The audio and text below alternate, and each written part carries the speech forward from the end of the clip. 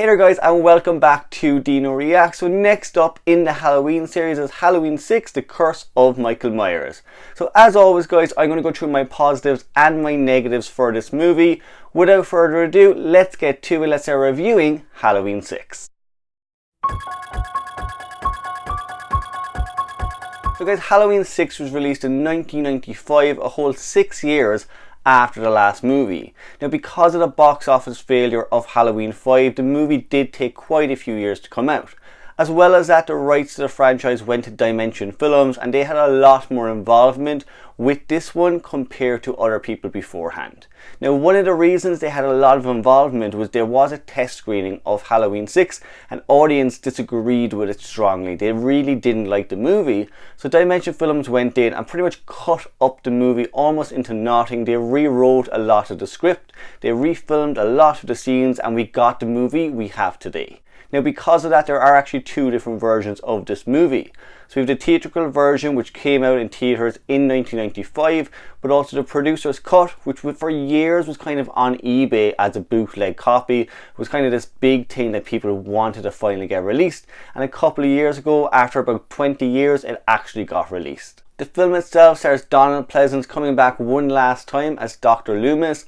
As well as that, we get introduced to Paul Rudd, taking over the role of Tommy Doyle from the original movie. So guys, as for the positives in this movie, my first positive is definitely Michael Myers. With Halloween 6, George P. Wilbur, who played Myers in Halloween 4, comes back to the role and he absolutely shines. Now, a lot of that as well is down to the way Michael looks in this movie. I think his mask is definitely one of the best masks Myers has ever had. As well as that, Michael in this movie, he's kept in the darkness for a lot of different scenes. Even with the kills he does in this one, he comes out of nowhere, or you just see his mask in the background in the darkness. So I like that with it. As well as that, he is a lot more brutal in this movie. So for the last few movies, Michael, he does definitely have some creative, inventive kills, but this Myers, he is a lot more brutal and a lot more menacing. And again, he makes it that he's that boogeyman type character that you should be afraid of. We also get the return of the Strode family in this movie. So we get Kara and her son Danny, who are pretty much cousins of Laurie Strode from the first movie. Now, the Strode family, they're living in the Myers house, which is perfect because it puts them right in the center of the action. Her father John and her mother Deborah are living in the house, and she pretty much goes there with her son because she's homeless at the time, and she lives there with them. Now, there is quite a bit of conflict in the Strode house, and I like that. John Strode, he's a bit of a bastard of a character, so when he finally dies, you have someone you really want to see get killed off. But also, it just adds some dynamics to the characters in this. They're not just there to be killed off. There's a story developing with the Strodes in the movie also. Tommy Doyle from the original movie also comes back, this time played by Paul Rudd.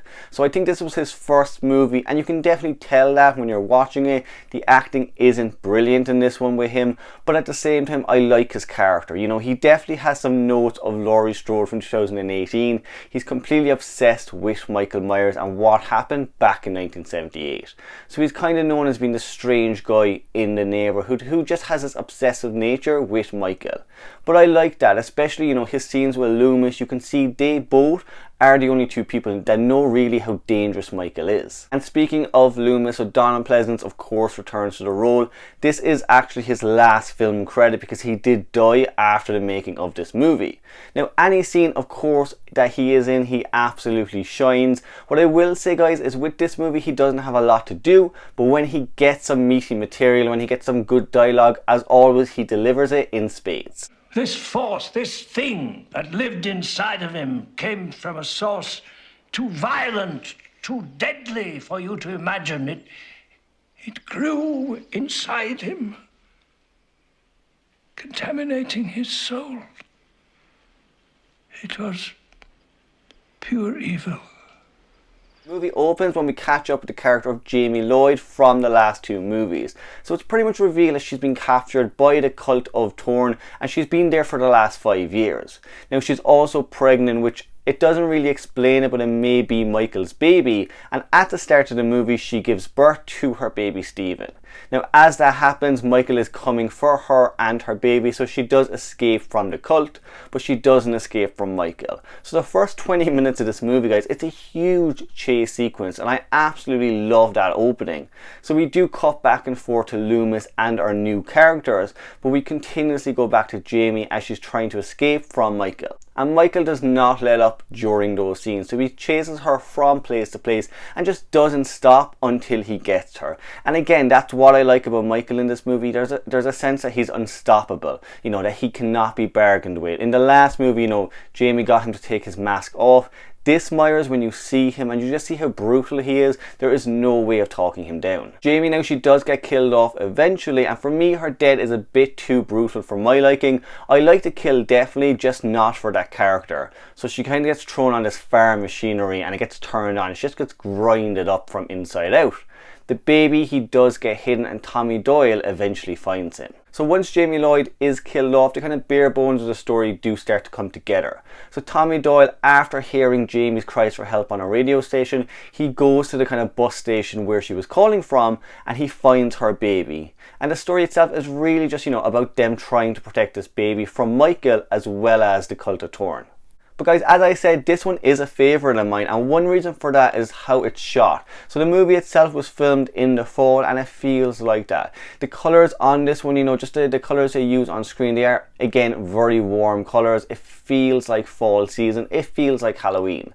As well as that, the town of Haddonfield are involved in this movie. So I've said before, you know, Haddonfield itself a lot of times feels like its own character, especially the townspeople that live there. So the kind of the kids and the young adults of Haddonfield are sick of not celebrating Halloween anymore because of what happened years before. So they kind of get together and they try to bring Halloween back to the town.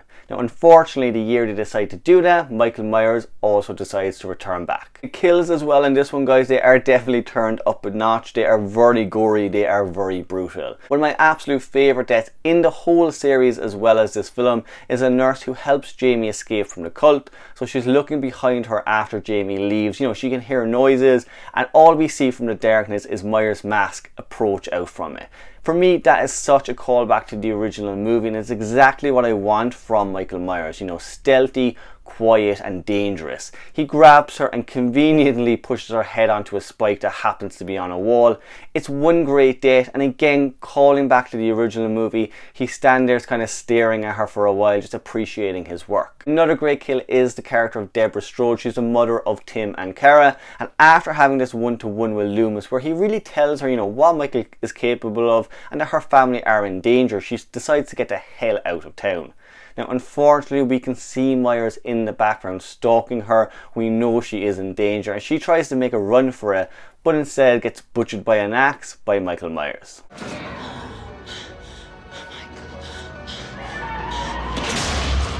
Some of the kills I don't enjoy. Kara's dad, John, although I did enjoy seeing him get killed off because he was such a terrible character, you know, his is a bit far-fetched. He gets impaled and kind of electrocuted before his head blows up. And that shows you the effect that Dimension films had on this movie. You know, they wanted lots of blood, they wanted a lot of gore, and they did kind of get that in the end. But that's just one negative kill. The rest of the kills I did really enjoy. Another positive, guys, I would give is the score to this film. So a lot of people don't like the score to this one at all. Maybe for me it's because I grew up with this movie also instead of the producer's version. I've seen the producer's version and you do get that classic Halloween score in it. But just because I'm used to the Halloween 6 theatrical version, I prefer that score so much more. It's kind of a metal rock type version of it, and I really like it, especially in the chase sequences. You know, the pacing in this one is a lot faster than other movies, and that score just helps push the movie along. And guys, that brings me to my last positive of this movie is the chase sequences. If there's one thing I absolutely love in a slasher movie, it is great chase sequences, and we definitely get that with this movie. So my absolute favourite one in the film is again a callback to the original movie. So Kara goes over to the Myers house and she discovers all of the bodies of her friends.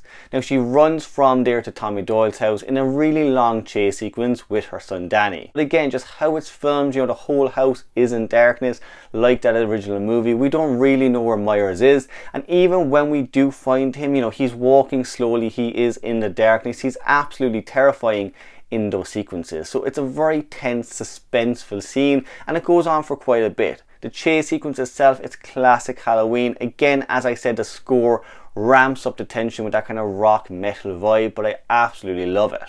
The other chase sequence I like is towards the end of the movie, where Myers pretty much takes out all of the doctors in Smithsgrove when it's revealed that they're kind of behind the cult of Thorn. So both the doctors and some neighbours from Haddonfield, he pretty much takes everyone out and just ends that Thorn storyline, which I appreciated. And that chase sequence is quite cool. I'm not sure if that was George P. Wilbur. I think that was a skinnier, younger actor at the time. But I do know there's a great sequence where Myers grabs the doctor's head and starts smashing it into a gate just to knock the gate down. The doctor in that sequence also happens to be George P. Wilbur, which I thought was a cool little thing just to throw in there. You know, a fun little sequence just to have. But again, it just shows you how brutal and terrifying Myers is in this movie.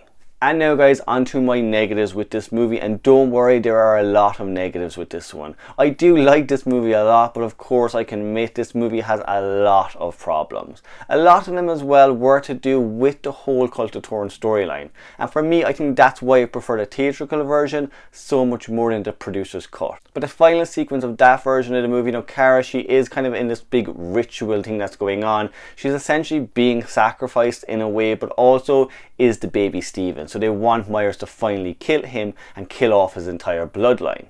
Now in the theatrical version, we don't get those events at all. It's a little different.